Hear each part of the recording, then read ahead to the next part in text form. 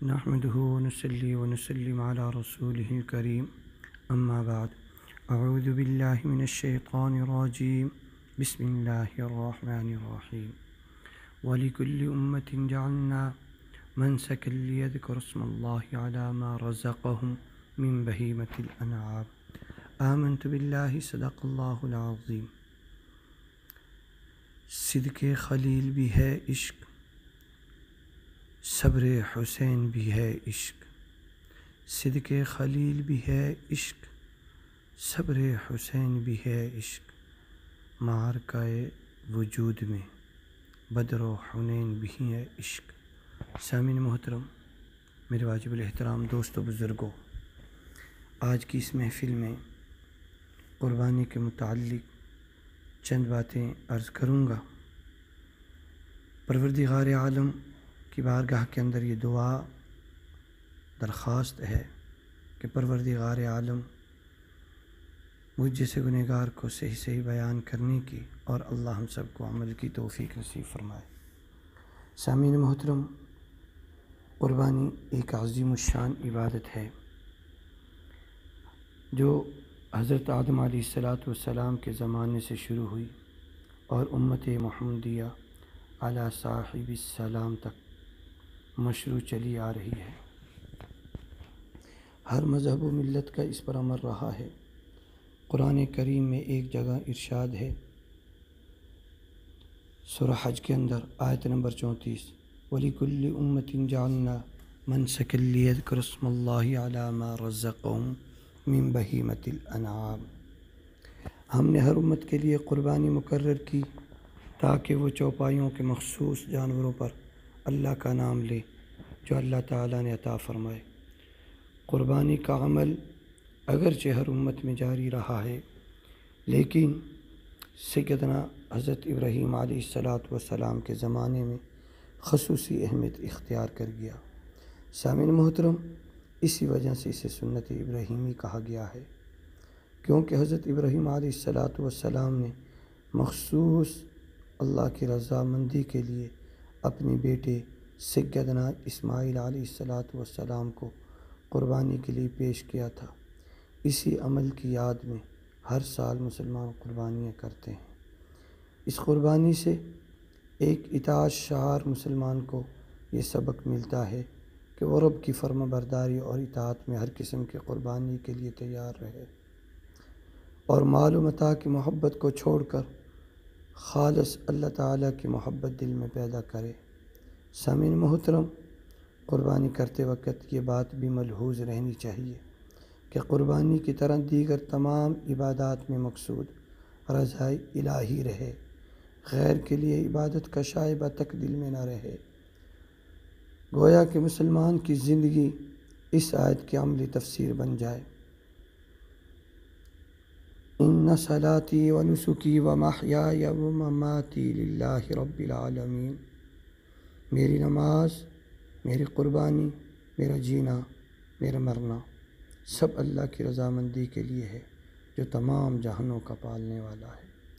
سامعین محترم، قربانی کی اہمیت اس بات سے بھی واضح ہے کہ میرے محبوب محمد مصطفیٰ صلی اللہ علیہ وسلم نے اس پر ہمیشہ فرمائی ہے۔ حضرت عبداللہ بن عمر رضی اللہ تعالی عنہما فرماتے ہیں، جامع ترمذی جلد نمبر 1 صفحہ نمبر 409، کہ رسول اللہ صلی اللہ علیہ وسلم نے مدینے میں 10 سال قیام فرمایا اور اس قیام کے دوران آپ صلی اللہ علیہ وسلم قربانی کرتے رہے، یعنی کبھی بھی آپ نے ناغہ نہیں کیا، ہمیشگی کی، ہمیشہ قربانی کی۔ اور قربانی کے فضائل تو بہت سی حدیث میں آئے ہیں، ان میں سے چند ایک یہ ہیں۔ سنن ابن ماجہ کے اندر حضرت زید بن ارقم رضی اللہ تعالی عنہما نے بیان فرمایا کہ رسول اللہ صلی اللہ علیہ وسلم کے صحابہ نے سوال کیا کہ یا رسول اللہ، یہ قربانی کیا ہے، یعنی قربانی کی حیثیت کیا ہے؟ میرے محبوب صلی اللہ علیہ وسلم نے فرمایا، تمہارے باپ ابراہیم علیہ السلام کی سنت اور طریقہ ہے۔ صحابہ کرام رضی اللہ تعالی عنہم اجمعین نے عرض کیا کہ ہمیں اس قربانی کے کرنے میں کیا ملے گا؟ فرمایا ہر بال کے بدلے میں ایک نیکی۔ صحابہ کرام رضی اللہ عنہم اجمعین نے پھر سوال کیا یا رسول اللہ اون کے بدلے میں کیا ملے گا؟ میرے محبوب نے فرمایا اون کے ہر بال کے بدلے میں نیکی ملے گی۔ میں قربان جاؤں میرے محبوب کے، کتنی فضیلت بتا دی کہ ایک بال کے بدلے میں نیکی، اور اون کے بھی ایک بال کے بدلے میں نیکی۔ کتنے بال کوئی شمار نہیں کر سکتا۔ یہ اون، اس کے بالوں کو، اس کے رونگٹوں کو شمار نہیں کیا جا سکتا۔ میرے محبوب نے فرمایا کہ ہر بال کے بدلے میں نیکی ہے۔ تو کتنا بڑا عمل ہے یہ، ہمیں چھوڑنا نہیں چاہیے۔ سامعین محترم، ترمذی کے اندر ایک اور حدیث کہ عید الاضحیٰ کے دن میرے محبوب صلی اللہ علیہ وسلم نے فرمایا کہ عید الاضحیٰ کے دن کوئی نیک عمل اللہ تعالیٰ کے نزدیک قربانی کا خون بہانے سے محبوب اور پسندیدہ نہیں۔ اور میرے محبوب نے فرمایا قیامت کے دن قربانی کا جانور اپنے بالوں، سینگوں اور کھروں سمیت آئے گا۔